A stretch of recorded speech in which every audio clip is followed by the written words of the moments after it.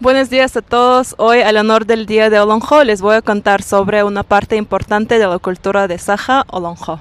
¿Qué es el Olonjo? Es una saga épica que narra sobre los heroicos actos de los guerreros y cuenta de las antiguas creencias del pueblo Saja.